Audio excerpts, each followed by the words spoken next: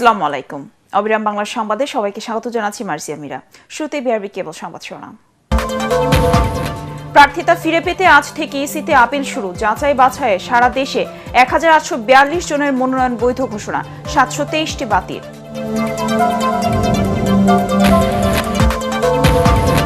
BNP ক্ষমতায় গেলে ব্যবসা বান্ধব পরিবেশ তৈরি করা হবে। গুলশানে মত বিনিময়ে ব্যবসায়ী প্রতিনিধিদের আশ্বস্ত করলেন তারেক রহমান।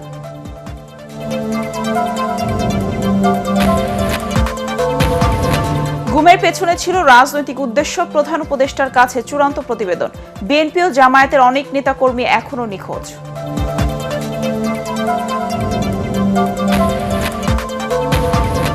এবং নির্বাচনী জোট ও আসন সমঝোতা নিয়ে জামায়াত এবং ইসলামী আন্দোলনের মধ্যে টানাপোড়েন শেষ পর্যায়ে, উভয় পক্ষের ছাড় দেবার ইঙ্গিত।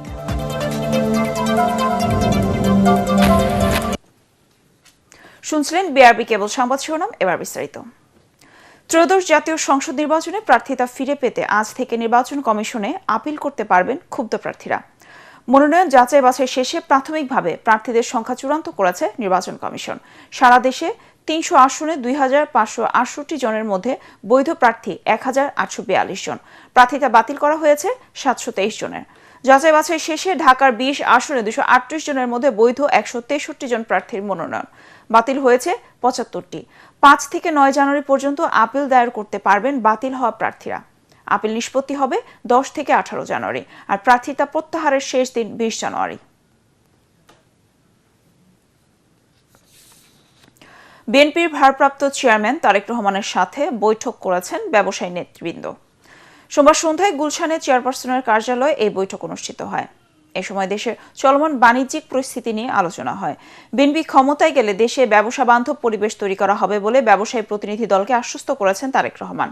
বৈঠকে অন্যান্যের মধ্যে উপস্থিত ছিলেন এফবিসিসিআই এর সাবেক সভাপতি মীর নাসির হোসেন, আনোয়ারুল আলম চৌধুরী, সিমিন রহমান, একে আজাদ, তপন চৌধুরী, বিজিএমই এর সভাপতি মাহমুদ হাসান খান, ডিসিসিআই সভাপতি তাসকিন আহমেদ ও আহসান খান চৌধুরী।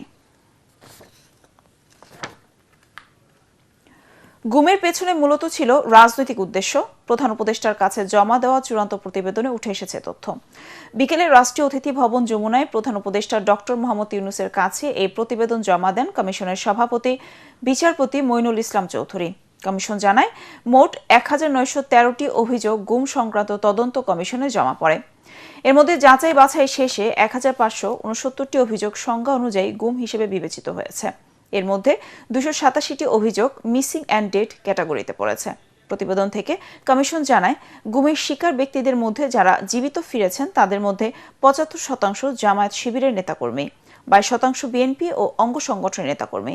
যারা এখনও নিখোঁজ তাদের মধ্যে 68% বিএনপি ও অঙ্গ সংগঠনের নেতাকর্মী ও 22% জামায়াত শিবিরের নেতাকর্মী।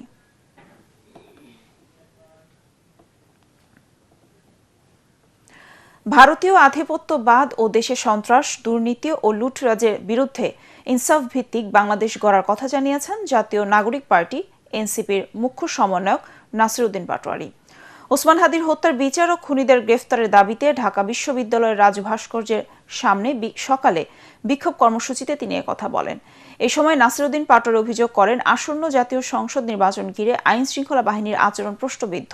বিএনপি আওয়ামী লীগের দেখানো ফ্যাসিবাদের পথেই হাঁটছে বলেও অভিযোগ করেন তিনি।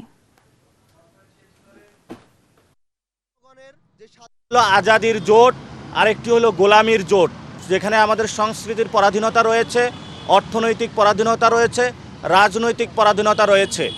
এবং সেখানে আমরা দেখতে পেলাম অনেক লুটতরাজ, যারা আমাদের দেশের টাকা বিদেশে পাচার করেছিল, যারা আমাদের পকেটের টাকা কেটে জনগণের সাথে অন্যায় করেছিল, তারা বিভিন্ন অফিসে গিয়ে সেজদা দেওয়া শুরু দিয়েছে। বর্তমান তারেক রহমান উনি বাংলাদেশে এসেছেন, উনি যে ধরনের শোডাউনগুলো দিয়ে যাচ্ছেন এগুলো নিয়ে ইলেকশন কমিশন চুপ রয়েছে। নির্বাচনী আসন সমঝোতা ও জোট গঠন নিয়ে জামায়াত এবং ইসলামী আন্দোলনের মধ্যে টানাপোড়েন শেষ পর্যায়ে। বৃহত্তর স্বার্থে উভয় পক্ষ থেকে ছাড় দেবার কথা বলছেন নেতারা। শিগগিরই জোটের পক্ষ থেকে প্রতি আসনে একক প্রার্থীর চূড়ান্ত তালিকা ঘোষণা করা হবে বলেও নিশ্চিত করেন তারা। ঐক্যবদ্ধভাবে আগামী নির্বাচনে অংশ নিলে এই জোট ভালো ফল করবে বলেও জানান দল দুটির শীর্ষ নেতারা। খায়রুল ইসলামের রিপোর্ট। কোনো বাধা তৈরি করতে আমরা বিগত ১৭ বছর ফ্যাসিস্ট সরকারের চাপে থাকা ইসলামী দলগুলো ২৪ সালের ৫ই আগস্টের পর হয়ে ওঠে আলোচনার কেন্দ্রবিন্দু। মহাসমাবেশের মাধ্যমে নিজেদের শক্তিমত্তা জানান দেন ইসলামপন্থী দলগুলো। আসন্ন জাতীয় সংসদ নির্বাচনে তাদের ভোট এক বাক্সে আনতে বেশ কয়েকটি দল নিয়ে জোট করে তারা। প্রথমে ৮ দল, পরে ১০ এবং সবশেষ আনুষ্ঠানিকভাবে ১১ দলের নির্বাচনী জোটের ঘোষণা দেয় জামায়াত ইসলামী আন্দোলন সহ অন্যান্যরা। যদিও এভাবে একত্রিত হওয়াকে জোট না বলে নির্বাচনী সমঝোতা বলছেন তারা। ৩০০ আসনেই জোটের পক্ষ থেকে একক প্রার্থী দেবার ঘোষণা থাকলেও এখন অবধি তা সম্ভব হয়নি। মনোনয়ন জমাদানের শেষ দিনেও বেশিরভাগ আসনেই দলগুলোর একাধিক প্রার্থী নিজেদের মনোনয়ন জমা দেন, যার প্রেক্ষিতে শুরু হয়েছিল টানাপোড়েন। আলোচনার মাধ্যমে দুই দলের মধ্যকার টানাপোড়েনের বরফ গলতে শুরু করেছে। শীঘ্রই জোটের পক্ষ থেকে চূড়ান্ত প্রার্থী তালিকা ঘোষণা করা হবে বলে জানান দল দুটির শীর্ষ নেতারা। আমাদের মধ্যে কিছু আলোচনা করেছি, আমাদের যে টিম কাজ করছেন ওনারাও তাদের সাথে যোগাযোগ রাখছেন। আমাদের ধারণা এটা ২-৩ দিনের মধ্যে তো এটা ফাইনাল হয়ে যাবে। সর্বোচ্চ চেষ্টা করছি যে স্ব অবস্থান থেকে প্রয়োজনীয় ছাড় দিয়ে হলেও ঐক্যটাকে ধরে রাখা এবং আসন সমঝোতাটাকে যাতে সবাই মেনে নেন, এই ধরনের একটা সিদ্ধান্তে পৌঁছানোর চেষ্টা করা হচ্ছে। ইসলামী আন্দোলন তো এটাকে সূচনাই করেছে। ইসলামী আন্দোলন থাকবে না এই কথাটা তো আসলে আমাদের ভিত্তিহীন, এবং যারা বলে আমরা মনে করি নিজেদের তরফ থেকে নতুন এক প্রশ্ন ছুড়ে দিয়েছে। ইসলামকে প্রতিষ্ঠিত করার ভিত্তিতে কল্যাণ রাষ্ট্র কায়েম করার জন্য, জুলুম, নির্যাতন, অবিচার, ধর্ষণ মুক্ত এক দেশ গড়ার জন্য, চাঁদা মুক্ত এক দেশ গড়ার জন্য জোট করেছে। এই টানাপোড়েনের পুনরাবৃত্তি ঠেকাতে উভয় দলকে ছাড় দেবার মানসিকতা রাখতে হবে বলে জানান তারা। যখন আমরা অ্যালায়েন্স করব তখন যে কোনো কাজ সবাই সম্মতিত হওয়া উচিত, একই সাথে হওয়া উচিত, সিদ্ধান্ত অনুযায়ী হওয়া উচিত। আমরা সবাই একই সাথে আন্দোলন করেছি, কর্মসূচি দিয়েছি, আমরা একই লক্ষ্যে কাজ করে যাচ্ছি। আমরা পরস্পরের প্রতি সম্মান এবং শ্রদ্ধা বোঝার জায়গা থেকে আমরা কাজ করছি আর কি। ঐক্যবদ্ধ থাকলে ১১ দলীয় জোট আগামী নির্বাচনে ভালো ফল করবে এমনটি প্রত্যাশা তাদের। খায়রুল ইসলাম, এটিএন বাংলা, ঢাকা। ঢাকা ১২ আসনে বিএনপি থেকে মনোনয়ন বঞ্চিত সাইফুল আলম নীরব স্বতন্ত্র প্রার্থী হিসেবে নির্বাচনে দাঁড়ানোয় পাল্টে গেছে ভোটের হিসেব নিকেশ। রাজধানীর গুরুত্বপূর্ণ এই আসন ঘিরে তৈরি হয়েছে নতুন সমীকরণ। এই আসনে আরও লড়ছেন বিএনপি মনোনীত জোট প্রার্থী সাইফুল হক এবং জামায়াতের প্রার্থী সাইফুল আলম খান মিলন। ভোটারদের সাথে কথা বলে জানা গেছে যোগ্য প্রার্থীকেই তারা বেছে নেবেন। সালাম স্টিল ভোটার গাড়ি নিয়ে এই নির্বাচনী এলাকার মানুষের সাথে কথা বলে রিপোর্ট করছেন সাজ্জাদ জাহান। রাজধানীর তেজগাঁও শিল্পাঞ্চল, হাতিরঝিল ও শেরেবাংলা নগর থানার একাংশ নিয়ে সংসদীয় আসন ঢাকা ১২। এই আসনে বিএনপি সমর্থিত প্রার্থী বিপ্লবী ওয়ার্কার্স পার্টির সাইফুল হক বলেন, নির্বাচিত হলে এলাকার কাঙ্ক্ষিত উন্নয়ন বাস্তবায়নে সকল পক্ষকে নিয়ে কাজ করবেন, যানজট ও আইনশৃঙ্খলা পরিস্থিতির উন্নয়নে যথাযথ চেষ্টা করবেন। নির্বাচিত হলে ঢাকা ১২ নিয়ে যেমন একটা সন্ত্রাস, চাঁদাবাজি, দখলদারিত্ব এবং মাদক সবাইকে নির্দিষ্ট পরিকল্পনা করব, নাগরিক সেবাটা নিশ্চিত করা, এটা মনে করি একটা প্রাইম টাস্ক হবে এটা। আর দ্বিতীয়ত এখানে মানুষের জানমালের নিরাপত্তাহীনতা আছে। এই আসনে বিএনপির মনোনয়ন বঞ্চিত স্বতন্ত্র প্রার্থী সাইফুল আলম নীরব জানান, তার এলাকায় চাঁদাবাজদের কোনো ঠাঁই হবে না। আইন শৃঙ্খলা রক্ষাকারী বাহিনীকে নিয়ে জিরো টলারেন্স নীতি বাস্তবায়নের প্রতিশ্রুতি দেন তিনি। জনগণ যদি আমাকে আগামী নির্বাচনে ভোট দিয়ে তাদের সেবা করার সুযোগ দেন, ঢাকা ১২ এলাকায় চাঁদাবাজ, মাদক এবং সন্ত্রাস, নতুন করে যে সৃষ্টি হয়েছে কিশোর গ্যাং, এর অস্তিত্ব ঢাকা ১২ এলাকায় ইনশাল্লাহ থাকতে দেওয়া হবে না। অন্যদিকে জামায়াতের প্রার্থী সাইফুল আলম খান মিলন আশা করেন, সুষ্ঠু নির্বাচনের মাধ্যমে জনগণ যোগ্য প্রার্থীকে বেছে নেবেন। দুর্নীতি ও চাঁদাবাজিকে আমরা লাল কার্ড দেখাতে চাই। আপনারা জানেন যে কদিন আগে কারণ বাজারে ব্যবসায়ীদের উপরে হামলা হয়েছে, আমাদের মহাখালী বাস স্ট্যান্ডে চাঁদাবাজি হচ্ছে, শিল্পাঞ্চলে হচ্ছে, হাতিঝিলের সার্কেল বাসে হচ্ছে। তো এগুলা বন্ধ করা আমার প্রধান অন্যতম অঙ্গীকার হবে। এই আসনে ৩,৩৩,০০০ ভোটার অপেক্ষায় আছেন যোগ্য প্রার্থী নির্বাচনে। তাদের দাবি, কারওয়ান বাজার ও তেজগাঁও ট্রাক স্ট্যান্ড অন্যত্র সরিয়ে নিয়ে যানজট নিরসনে ভূমিকা রাখবেন নির্বাচিত সংসদ সদস্য। সাজ্জাদ জাহান, এটিএন বাংলা, ঢাকা। সার, হিমাগার ও ন্যায্য মূল্য না পাওয়ায় আলু উৎপাদনের উর্বর ভূমি মুন্সিগঞ্জের কৃষকদের দৈন্যদশা। চাষাবাদের আগ্রহ হারানোয় কৃষকরা আগামী জাতীয় নির্বাচনকে ঘিরে দুর্দশা কাটিয়ে ভাগ্য বদলের নতুন স্বপ্ন দেখেন। এদিকে প্রথমে মনোনয়ন বঞ্চিত হলেও পরে দলের চূড়ান্ত মনোনয়ন পেয়ে উচ্ছ্বসিত বিএনপি প্রার্থী আব্দুস সালাম। নানা প্রতিশ্রুতি দিয়ে ভোটারদের কাছে দোয়া চাইছেন জামায়াতের প্রার্থী এবিএম ফজলুল করিম। মুন্সিগঞ্জ 2 আসন থেকে ফিরে নির্বাচনের খবর জানাচ্ছেন মুশফিকুর রহমান। নদীনালা, খালবিলে ঘেরা লৌহজং এবং টঙ্গিবাড়ি উপজেলা নিয়ে গঠিত মুন্সিগঞ্জ 2 আসন। কৃষির সাথে এই জনপদের নারীর সম্পর্ক। নির্বাচন আসে, জনপ্রতিনিধিরা ছোটেন ভোটারদের দ্বারে দ্বারে। তবে ভাগ্যের পরিবর্তন হয় না ঢাকার অতি নিকটে এই জেলার কৃষক, জেলেসহ খেটে খাওয়া মানুষের। ওষুধপাতি, সার, ইউরিয়া এলে দাম কমাইতে হবে। 1 কেজি আলুর পিছনে খরচ 30-35 টাকা পড়ে যাবে। ওই আলু বিক্রি করার লাগে 20 টাকা কেজি। ন্যায্য মূল্য পাইলে হারা বউ বাচ্চা নিয়ে হারা ঠিক মতো শান্তি আলে খাইতে পারবো। মুন্সিগঞ্জ 2 আসনে বিএনপির মনোনয়ন প্রথমে মিজানুর রহমান সিনহা পেলেও তার শারীরিক অসুস্থতার কারণে পরবর্তীতে দলের চূড়ান্ত মনোনয়ন পান বিএনপির যুগ্ম মহাসচিব আব্দুস সালাম আজাদ। ধানের শীষের প্রার্থী বদল নিয়ে ভোটে কোনো প্রভাব পড়বে কিনা তা নিয়ে আছে নানা আলোচনা। আমরা শুধু শহীদ জিয়ার আদর্শকেই ধারণ করি, এখানে আমাদের কোনো বিভেদ নাই। জনাব মিজানুর রহমান সিনহা এবং অ্যাডভোকেট আব্দুল সালাম এই 2 আসনের জন্য তারা দুজনে একজন রত্ন। আমাদের প্রার্থী কি নিয়ে আমরা সামাজিক অনুষ্ঠানে আমরা গিয়েছি, জনগণ ব্যাপকভাবে আমাদেরকে সমাদৃত করেছে। এদিকে প্রাথমিক বিবেচনায় বাদ পড়লেও পরে কাঙ্ক্ষিত ধানের শীষের টিকিট পেয়ে উচ্ছ্বসিত আব্দুস সালাম আজাদ। নানা সামাজিক অনুষ্ঠানে যোগ দিয়ে ভোটারদের দোয়া ও ভালোবাসা কুড়াচ্ছেন তিনি। আমি দেশনেত্রী বেগম খালেদা জিয়ার রোগ মুক্তি কামনা করে বিভিন্ন ইউনিয়নে ওয়ার্ডে গিয়েছি। সেখানে আমি আমার নেতা মিজানুর রহমান সিনহার জন্য দোয়া পড়িয়েছি, তার রোগ মুক্তি কামনার জন্য। আমি আশা করব যে সিনহা সাহেব দ্রুত সুস্থ হয়ে আমাদের মাঝে ফিরে আসবে। আমি এবং সিনহা সাহেব দুজনে মিলেই আমাদের জনগণের কাছে নির্বাচনের বার্তা নিয়ে যাব। এদিকে নেতাকর্মীদের নিয়ে নির্বাচনী প্রস্তুতিতে ব্যস্ত সময় পার করছেন জামায়াতের প্রার্থী অধ্যাপক এবিএম ফজলুল করিম।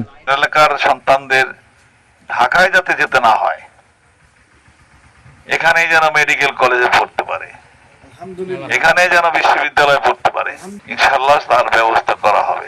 তবে শুধু আশ্বাস নয়, মুন্সিগঞ্জ 2 আসনের মানুষের আর্থসামাজিক উন্নয়নে কাজ করবেন প্রার্থীরা, এমনটাই চাওয়া ভোটারদের। কৃষির সাথে মুন্সিগঞ্জের এই জনপদের সম্পর্ক আদিকাল থেকেই। বিশেষ করে আলু উৎপাদনে বিখ্যাত এই জেলাটির কৃষকদের ভাগ্য পরিবর্তনে তেমন কোনো কাজ করা হয়নি। কমেছে কৃষি জমির পরিমাণ, বেড়েছে মাদক এবং ভূমিদস্যুদের দৌরাত্ম্য। তবুও নতুন করে আশায় বুক বাঁধছেন এই ভোটাররা। তারা ভাবছেন মুন্সিগঞ্জের মানুষের ভাগ্য পরিবর্তনে কাজ করবে এমন একজন জনপ্রতিনিধিকে নির্বাচিত করবেন তারা। মুশফিকুর রহমান, এটিএন বাংলা, মুন্সিগঞ্জ। সিলেট সহ দেশের বিভিন্ন জায়গায় মৃদু ভূমিকম্প অনুভূত হয়েছে। ভোর 4:47 এই কম্পন অনুভূত হয় বলে নিশ্চিত করেছেন আন্তর্জাতিক ভূমিকম্প পর্যবেক্ষণ সংস্থাগুলো। রিক্টার স্কেলের মাত্রা ছিল 5.2। স্থানীয়রা জানান, সিলেট নগরীর জিন্দাবাজার উপশহর, আম্বরখানা, টিলাঘর, শাহপরান থানা এলাকা ছাড়াও দক্ষিণ সুরমা, জৈন্তাপুর এবং কোম্পানিগঞ্জ উপজেলায় এই কম্পন অনুভূত হয়েছে। তবে তাৎক্ষণিকভাবে কোথাও কোনো ক্ষয়ক্ষতি বা হতাহতের খবর পাওয়া যায়নি। ভূকম্পের সময় ঘর থেকে অনেকে আটকে ঘরের বাইরে বেরিয়ে পড়ে। কুমিল্লা থেকে সংসদ নির্বাচন ও গণভোটের বিষয়ে জানাচ্ছেন সহকর্মী মনির হোসেন তপু। সালাম স্টিল ভোটের গাড়ি নিয়ে আমাদের এবারের যাত্রা কুমিল্লায়। জেলার 11টি আসনে মোট ভোটার 49,92,000-এর মতন। এই কুমিল্লা জেলায় এখন বর্তমানে যে সাধারণ যারা ভোটার রয়েছেন, যে তারা দাবি করছেন যে এই কুমিল্লা যেহেতু ঢাকা থেকে খুব কাছাকাছি, খুব অল্প সময়ের মধ্যে এখানে যাতায়াত ব্যবস্থার সুবিধা রয়েছে, সেই জন্য তারা দাবি জানাচ্ছেন এই কুমিল্লাকে যেন শিল্প নগরী হিসাবে গড়ে তোলা হয়। এবং এই নির্বাচনে সাধারণ যারা ভোটার রয়েছেন তাদের অনেক প্রত্যাশা রয়েছেন। আপনারা কি প্রত্যাশা করছেন এই আসন্ন নির্বাচন নিয়ে? কি আপনাদের প্রত্যাশা? আমাদের প্রত্যাশা এই নির্বাচন যাতে সুস্থ এবং শান্তিপূর্ণভাবে হয়, আমরা যাতে সুস্থভাবে ভোট কেন্দ্রে গিয়ে ভোট দিয়ে বাড়িতে ফিরতে পারি, এটাই আমাদের প্রত্যাশা। শুনছিলেন ভোটাররা যেমনটা বলছেন যে এবারের নির্বাচন যেন শান্তিপূর্ণ পরিবেশে, সুষ্ঠু পরিবেশে হয় এবং তারা তাদের যে পছন্দের যারা প্রার্থী রয়েছেন তাদেরকে যেন বাছাই করতে পারেন। আপনাকে একটু বলতে চাই, এই কুমিল্লায় নানা এই নির্বাচনী নিয়ে নানা মেরুকরণ রয়েছে, সেই মেরুকরণগুলো আমরা বিশ্লেষণ করার চেষ্টা করব, কারণ এখানে একদিকে অনেক হেভিওয়েট প্রার্থী রয়েছে, একদিকে সাধারণ প্রার্থী রয়েছেন, তারা সবাই জয়ের বিষয়ে শতভাগ আশাবাদী। জি, এই ছিল আমার কাছে সালাম স্টিল ভোটার গাড়ি নিয়ে সবশেষ খবর। কক্সবাজার ৩ আসনে আছেন সহকর্মী আলিয়াস গরিমন, সেখান থেকে জানাচ্ছেন নির্বাচনী হালচাল। সালাম স্টিল ভোটার গাড়ি নিয়ে আমি চলে এলাম কক্সবাজারে পর্যটন এরিয়াতে, আর আমার পিছনে দেখতে পাচ্ছেন কক্সবাজার গেট রয়েছে। এটি কক্সবাজার ৩ নির্বাচনী আসনের মধ্যে এবং এখানকার মোট ভোটার 4,89,000। আমরা স্থানীয় মানুষজন এবং টুরিস্টদের কাছ থেকে শুনবো কেমন চলছে নির্বাচনী আয়োজন। চলুন আমার সাথে। অনেকদিন পরে আমরা ভাবতেছি যে একটা নির্বাচন হচ্ছে, যেটা আমাদের নির্বাচন। অনেক আগে যে নির্বাচনগুলো হয়ে গেছে, যেমন নির্বাচন হচ্ছে, আসলে নির্বাচনটায় যাইতেই পারবো না, বা অনেক সময় আছে চিন্তা ভাবনা আছে মানুষের ভোটই তো দিতে পারবো না। কিসের নির্বাচন, কোন দিক দিয়ে আসছে কোন দিক দিয়ে যাচ্ছে এটা জানি না, কিন্তু এই তারিখে মনে হচ্ছে না আমার ভোটটা আমি দিতে পারবো, আমার ভোটটা আমি দিতে পারবো। এই জন্য আসলে নির্বাচন, এই জন্য মানুষের ভিতরে একটু কাজ করতেছে যে না, আমার নির্বাচনটা আগাচ্ছে, ভালো লাগছে। দেশটা শান্তি থাকবো, আমরা শান্তি মতন ঘুরতে পারবো, রাত্রে রাত পাহাড় অঞ্চল বা বিভিন্ন রোড গার্ডে চলাফেরা করতে যেন অসুবিধা না হয়, চোর ডাকাতি সবগুলো থেকে আমরা নিরাপত্তা চাই, ওরকম বাংলাদেশটাই আমরা চাই। কক্সবাজার যেহেতু একটি পর্যটন এরিয়া এবং আমরা রাস্তা দাঁড়িয়ে আছি, তাই এখানকার যারা নিয়মিত যাতায়াত করে, যারা ঘুরতে পছন্দ করে, তাদের কাছ থেকেই শুনছিলাম যে তারা একটি নিরাপদ বাংলাদেশ চায়, যেখানে নির্বিঘ্নে ঘোরা যাবে, যেথায় খুশি সেথায় যাওয়া যাবে। সালাম স্টিল ভোটার গাড়ি নিয়ে আসি কক্সবাজার ৩ কক্সবাজার গেটে, যে কোনো সময় পৌঁছে যাব আপনার এরিয়াতে, আমাদের সাথে থাকুন। দেশের রিজার্ভ ও রেমিটেন্সের পরিমাণ ইতিবাচক ধারায় ফিরলেও বাড়ছে না নতুন বিনিয়োগ, তৈরি হচ্ছে না কর্মসংস্থানের সুযোগ। পলিসি রিসার্চ ইনস্টিটিউটের সেমিনারে এমন তথ্য জানিয়েছেন ব্যবসায়ী নেতারা। দীর্ঘদিনের অচলাবস্থা কাটাতে রাজনৈতিক সরকার গঠনের মাধ্যমে অর্থনৈতিক সংস্কারের পরামর্শ অর্থনীতিবিদদের। তরিক ইসলামের রিপোর্ট। দেশের অর্থনীতির গতিধারা পর্যালোচনা করতে রাজধানীর বনানীর নিজ কার্যালয়ে সেমিনারের আয়োজন করে পলিসি রিসার্চ ইনস্টিটিউট PRI। উঠে আসে চলমান নেতিবাচক রপ্তানি আয়, জ্বালানি সংকট ও আইন শৃঙ্খলা পরিস্থিতি। গ্রোথের যে অ্যাকাউন্টিংটা করি সেটা করতে পারি না। এই সময় চলমান অনিশ্চয়তায় ব্যবসায়ীদের সিদ্ধান্তহীনতার কথা জানান MCCI চেয়ারম্যান। বলেন, আস্থার সংকটে মিলছে না সরকারি ও বেসরকারি আর্থিক সহায়তা। Private investment is hesitant, industrial activity is soft, and many firms are in the wait and see mode. High borrowing costs, policy uncertainties, and concerns around energy availability are holding back expansion plans of many of our businesses.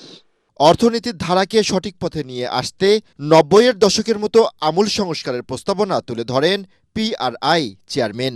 Why Bangladesh in 25 years trying to do FTAs? অনেক সময় শুনেছি 26টা দেশের সাথে আমাদের FTA করার চেষ্টা হচ্ছে, but nothing worked. কেন FTA হয় না?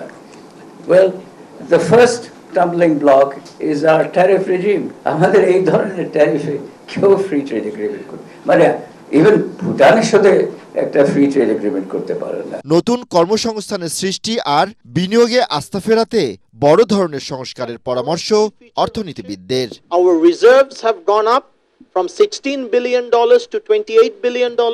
তরিক ইসলাম, ATN বাংলা, ঢাকা। এবার সন্ধানী লাইফ ইন্স্যুরেন্স আন্তর্জাতিক সংবাদ।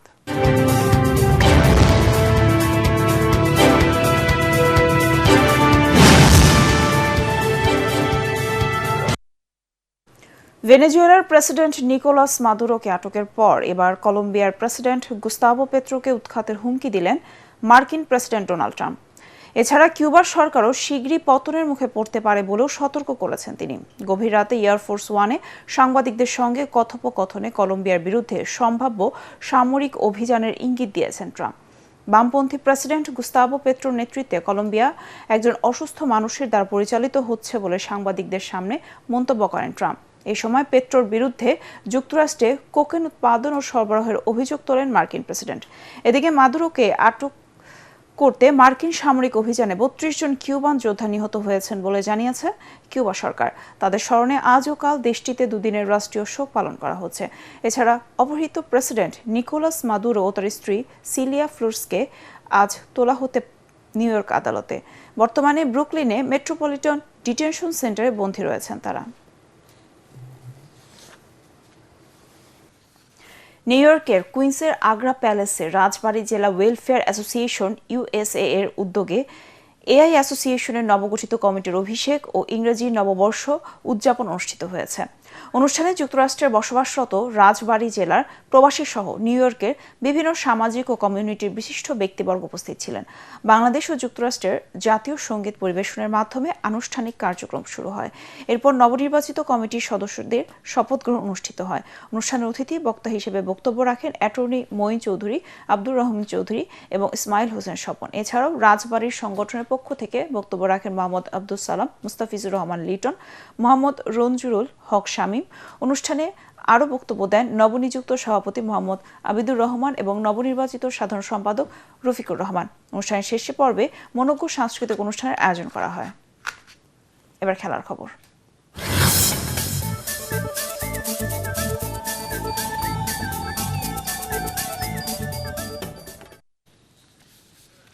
বাংলাদেশের দাবি মানতে পারে বিশ্বকাপ নিয়ন্তা আইসিসি।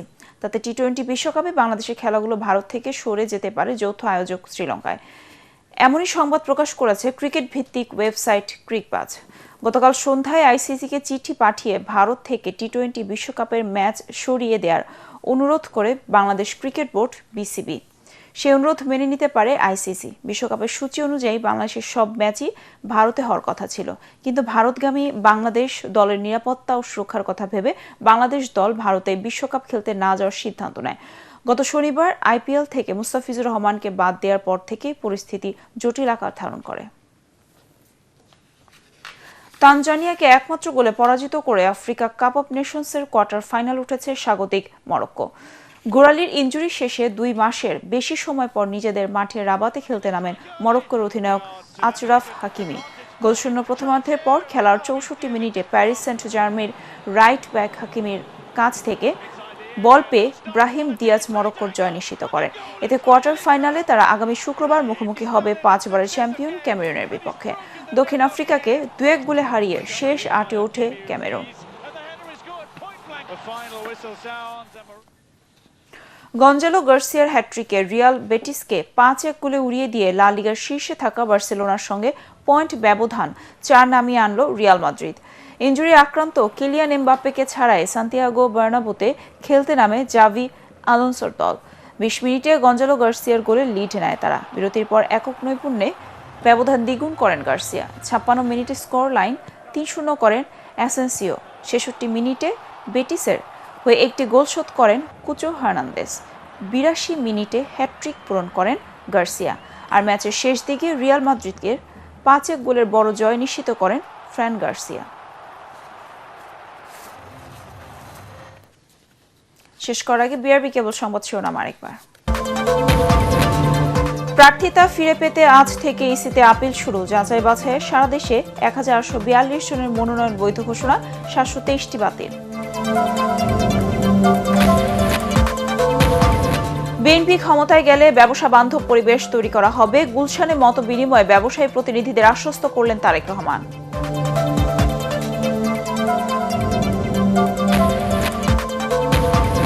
গুমের পেছনে ছিল রাজনৈতিক উদ্দেশ্য, প্রধান উপদেষ্টার কাছে চূড়ান্ত প্রতিবেদন। বিএনপি ও জামায়াতের অনেক নেতাকর্মী এখনো নিখোঁজ।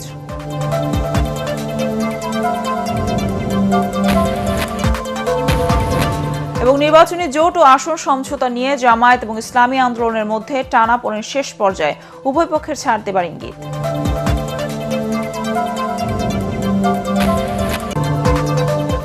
পরবর্তী সংবাদ দেখার আমন্ত্রণ জানিয়ে এখনকার মতো শেষ করছি। এটিএন বাংলা সংবাদ ইউটিউবে দেখতে ব্রাউজ করুন, a2/ATN বাংলা। ধন্যবাদ সবাইকে।